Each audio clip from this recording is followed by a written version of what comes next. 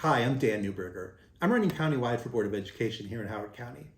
Welcome to episode 2 of Unboxing the Blueprint, where we discuss different aspects of the blueprint for Maryland's future and how it's going to impact us here in Howard County. I provide an overview in episode 1, but briefly, the blueprint is this new package of laws and mandates that we're going to have to follow for the next 10 years. Let's find out what today's topic is. All right. What's up with early education? So early education, pre-K, is a big part of the blueprint. One of the blueprint's goals is to significantly increase access to high quality, full-day preschool for families across Maryland, regardless of their income level, so that all students have the opportunity to start kindergarten ready to learn. So how this is going to be done is through a tiered model based on family income. In the first tier, families earning less than 300% of the federal poverty line. So that's families making less than about $80,000 for a family of 4. Those families can choose to enroll their 3 and 4-year-olds in preschool at no cost. In the second tier, families earning between 300 and 600% of the federal poverty line. So families earning between $80,000 and $160,000 for a family of 4. Those families can choose to enroll their 4-year-olds and pay along a sliding scale, with the rest paid for by the state and county.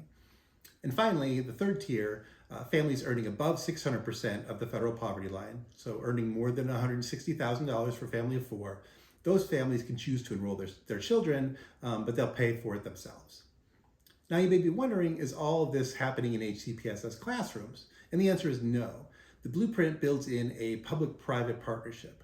So there's a certain percentage of all preschool that needs to happen outside of public schools.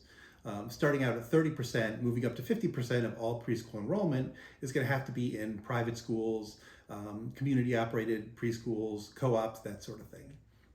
But all preschools, public and otherwise, are going to have to follow the quality standards built into the blueprint. And that uses the Maryland Excels framework, which is an existing series of quality standards.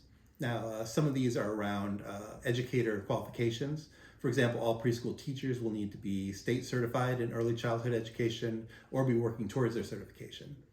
Another quality standard is around classroom size, which will be capped at 20 students. Another standard is a 1-to-10 instructor to student ratio, and so on. Now, this is full day preschool, so 6.5 hours a day, 180 days of instruction a year. As you can imagine, some big challenges here for HCPSS to comply with the mandate along the required timeline. First, these are massive new budget requirements that are only partially paid for by the state. The county's going to have to come up with the funding to meet these requirements while still paying for everything else we want to do and need to do. Second, staffing itself is going to be a challenge. We're going to be competing with every other district in the state for qualified, high-quality educators, special education teachers, support staff, everything. It's going to be a real battle for talent. Finally, there's going to be a significant challenge around just physical space, the classrooms. We're not exactly swimming in empty classrooms here in Howard County, and we're going to have to come up with sufficient, effective, sustainable ways to house these new preschools. To overcome these challenges, the board is going to need real leadership. We need strategic, big picture thinking. We need a deep understanding of the details and the data.